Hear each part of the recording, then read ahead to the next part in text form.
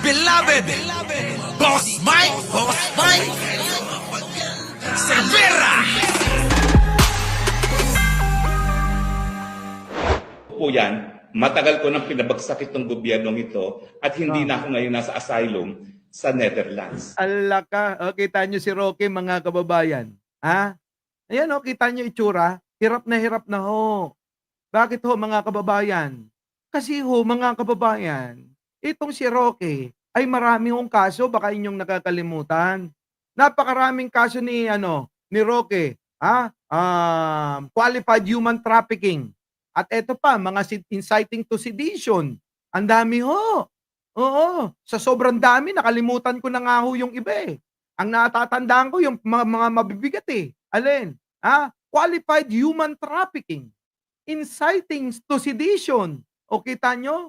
Ngayon, todo tanggol siya sa sarili. Oo, siya na ho yung abogado, siya na rin ho yung husgado.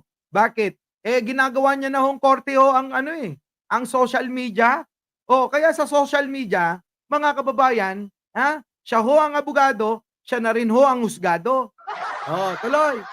Hindi na po ako ngayon nawalay sa piling ng aking mga mahal sa buhay. Kung totoo yan na kaya kong pabagsakin ang gobyernong Marcos. Ay, grabe. Eh, nagyabang ka kasi. Alam naman namin na yabang mo lang yung kaya lang, alam mo naman yung si Pebbles Conanan. Ha? Kapag kayo nagsalita, tuloy-tuloy yun. Binuko ka. Na sinabi mo raw na bagaling ka magpabagsak ng gobyerno. Ayan, mga kababayan. Oh, di ba? Natandaan nyo ba yon? Sinabi ni Meme Pebbles? Ito yon, mga kababayan. Oh, pasok. Na yun na may larawan o picture si Attorney Harry Roque na di umano nagpapakita na gumagamit ng cocaine si PBBM. Sigurado ka ba dyan? Sa iyong obserbasyon, Pebbles, sino ang nangunguna sa diskusyon nung oras po na yun? Mr. Chair, si Attorney Harry Roque po. Dito rin sa iyo. Atay, Roque, tinuro ka talaga ni Meme Pebbles dito. Yan ho yung mga kababayan na pinanggigilan niya ngayon. Bakit ho? Dahil ho dyan, mga kababayan, nadagdagan na naman ho ng mabigat na kaso, etong si Roque. Kaya ho, gigil na gigil ho eh. O, tuloy. Yung affidavit, Pebbles, may binanggit din ni Attorney Roque na sinabi niya na kaya niyang magpabagsak ng gobyerno. Tama rin po ba ang pagkabasa ko dito sa affidavit po niya? Sagot! Yes po, Mr. Chair. Oh! Ang exactly sinabi niya dyan is nagkamali sila, magaling akong magbagsak ng gobyerno. O Roque, paano yan? Yari ka! Sabi ko sa'yo si Meme Pebbles, kita mo, si Meme Pebbles, dire-diretso bunganga niyan. Parang ikaw lang. Oo! Diba? Oh, meron kayong pagkakaiba. Oo, ikaw abogado ka. Si Meme Pebbles, street smart yan. Oh, pero meron kayong pagkakapareho. Bakla kayong dalawa. Di ba? Yun lang ang pagkakaparehan ninyo. Bakla kayong dalawa. Di ba? Oh, yan po mga kababayan Kita nyo. Syempre, mga kababayan, sabi ko nga sa inyo, yung mga yan, sila Roque, sila Marlica, at yung grupo, lahat yan, ni Digong, wala na ho. Ang gagawin lang ho, mangkuto ng alin? Ng mga Pilipino, ng mga DDS na naniniwala pa rin sa kanila kahit na anong sabihin. Ito, maliwanag ho, na pang-uuto nila, Ito, i-analisa natin, mga kababayan, tingnan ninyo. Ito yung sinasabi ko. Pang-uuto nila, eto. Tayin siya. Ano po? Ano sabi ni Hanilet na malapad ang mukha? Ito na. Hanilet, pasok. Siya ngayon, may mensahe siya. May mensahe daw si Digong. Ano yon, Hanilet? Ano yung mensahe? Ano po? Sabi niya, kalimutan niyo daw siya kung di niyo daw suportahan ang PDP niya. Puta ka, katwiran ni Digong yan! Mga kababayan, parang nung bata lang tayo, ang katwiran na ni Digong. Yung bang no di nang isurot, madik nga mangan. ganun ano? No di na. Kung hindi nyo ako isasama, hindi ako kakain. Oo, magpapakamatay ako sa gutom. Pag hindi nyo ako sinama, magpapakamatay ako sa gutom. Parang ganun lang yung katwiran. Kapag ka daw ho, mga kababayan, pagka daw ho, hindi daw sinuportahan yung kanyang PDP, yung mga kandidato, oy, mga DDS, yung kandidato daw, lahat walang iiwan. Kalimutan nyo na raw si Digong. Pambata na pambata yung katwiran. Di ba? Pambata yung katwiran, mga kababayan. Anong klase yan? Parang nung ano lang tayo, no? Nung nursery. Di ba? Penge, pag di mo ko binigyan, di na tayo bati. Putik na yan, mga kababayan, ano? Grabe mga katwiran na, malalalim na, mga kababayan, ano? Ang lalim na sa mga DDS kasi, yung ganyang katwiran, malalim na para sa kanila yan. Isipin nyo mga DDS, di ba nung mga nursery kayo, pagka nanghihingi kayo ng pagkain ng classmate ninyo, lalo na kapag tsokolate, paborito ninyo, pag di mo ko binigyan, hindi na tayo bati. Di ba? Walang niya. Anong klase ganyan na lang ba kayang unawain at isipin ni Digong? Wala na, Hanilet. Minsan alam nyo, dapat hindi na ho binanggit. Binanggit pa ni Hanilet eh. Mahina rin ang ulo ni Hanilet pala. Mahina rin ang ulo. Biruin mo, Hanilet, akala mo puntos yan? Nakakadismaya. Kung ako yan, mga kababayan, hindi naman tayo mga bata na mga kababayan. Pag di mo ko binigyan ng chocolate, di na tayo bati, Putik. Wala na, mga kababayan. Ito na ho'y nagpapakita na talagang wala na ho sila. Kaya yung mga survey na yan, sabi ko nga sa inyo, dinadaya na lang nila. Di ba? Ito. Pasok. Itsura. Hanilet, itsura mo Magkalimutan na lang daw. Magkalimutan na lang daw. Eto na naman, nagsalita na naman mga kababayan ng tapos itong mga ito. Magkalimutan na lang daw kapag hindi nanalo daw lahat yung mga PDP niya. Hoy! Walang niya. Ibang klase. Mga kababayan, malupit. Ang lupit ng katwiran ni Hanilet. Para bang biskwit. Biskwit na pagka sinawsaw mo sa kape, tunaw agad Di ba? Mga kababayan, alam niyo po ba yung biskwit na Marie? Nung araw, meron pa ba nun? Pakisagot nga ako. Natandaan nyo ba yung biskwit na Marie? Yung Maring biskwit. Mga kababayan, parang natutunaw na yun eh. Diba? Yun. Parang pag sinawsaw nyo sa kape, lusaw agad eh. Diba? Meron pa. Meron pa bang Marie? Grabe, tagal na niya na. Biruin mo, nung bata ako, yan yung pampagaling natin kapag may nilalagnat tayo, mga kababayan, pero meron pa pala, buhay na buhay pa. Parang sila. Parang sila. Lang yan. Ngayon mga kababayan, kayo na bahalang humusga dyan. Parang si eto mga kababayan, ang mga katwiran ng mga kampo ng mga DDS talagang hindi matatawaran ng katangahan. Totoo yan. Ang mga kampo ng mga DDS hindi na matawaran ang katangahan. Kita nyo to. Si Ipe naman. Ipe, pasok! Mamatay tao daw ang former President Rodrigo Roa Duterte. Marami akong pinatay na pulis sa Davao. Bakit? Nakita ba nila kinalabit ang gatilyo at pumatay? Galit na galit si Ipe. Ipapanalo ng mga DDS ito, mga kababayan. Ipapanalo nila. Sige, ulit. Mamamatay tao daw ang former President Rodrigo Roa Duterte. Kami rin, nagsabi noon kami, maamin na kami. Aminado, mamamatay tao talaga. Sagot? Patotohanan mo. Digong, patotohanan mo. Marami akong pinatay na pulis sa Davao. Kita mo, maraming pinatay na pulis sa Davao. 80 Eliza, thank you naman. Bakit? Bakit? Nakita ba nila kinalabit ang gatilyo at pumatay? Ganito kabobo yung mga kandidato ng PDP.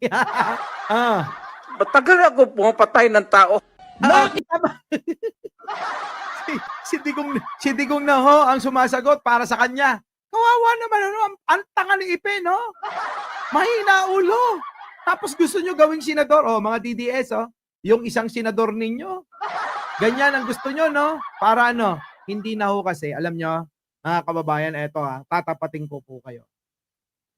Ang objective po ng mga DDS ay hindi na po para sa bayan. Maniwala ho kayo. Hindi na po objective, hindi na po, ang objective po nila ay hindi na po para sa bayan. Ang objective nila, mga kababayan, ay makabalik lang sa pwesto kahit mga tatanga-tanga yan. Bakit ho kanyo? Kahit tatanga-tanga, iboboto nila. Kasi ho, mga kababayan, gusto nilang patunayan na totoo sila. Gusto nilang patunayan na mali tayo. Gusto nilang, patunayan na sila ang magaling. Diba? Oh, ganun lang ho yun. Hindi ho para sa bayan. Kaya kahit bobo yan, iboboto nila yan. Ganon. Hindi sila nag-iisip. Oo. Hindi katulad natin, mga kababayan. Kahit pa inendorso ni Pangulo, tandaan nyo, di ba? Mamimili pa rin tayo ng kung ano yung laman ng konsensya at ng ating puso. Tama, mali. Pero yung mga DDS, mga kababayan, nako, Diyos ko, kahit bobo yan, boboto, para masabi nila, oh, ayan, oh, na ipanalo namin yung isang kandidato na sabi nyo ay mahina, oh. Oh, yun lang yun. Oh, ngayon, ang tanong, ano gagawin nito sa Senado? Parang Robin Padilla lang. Parang si Bato lang. Ha? Oh, parang sino? Si Bong Revilla lang. Ano pagkakaiba ng mga yan? Pare-parehas na lang. Oh, survival mode na sila. Sabi ni Uki ni Nana, isugarot. Oo, yan na yun. Kita ba nila na nag-uutos na patayin mo to, patayin mo yun, patayin mo yun? Barilin mo sa ulo. Patayin mo. Kita nyo mga kababayan kung gaano kagunggong? Ha? Narinig nyo ba? Nagutos na patayin niya, patayin. Bobo! Ang tanga mo, Ipe. Asikasuhin mo yung anak mo. Yung anak mo. Oo. Yung anak mo kay Chris Aquino. Si Chris Aquino, maawa ka. Ha? Konti na lang, oh. Isang kembot na lang. Tao. Nakita ba nila na nag-uutos na patayin mo to, patayin mo yun, patayin mo yun? Barilin mo sa ulo. Patayin mo.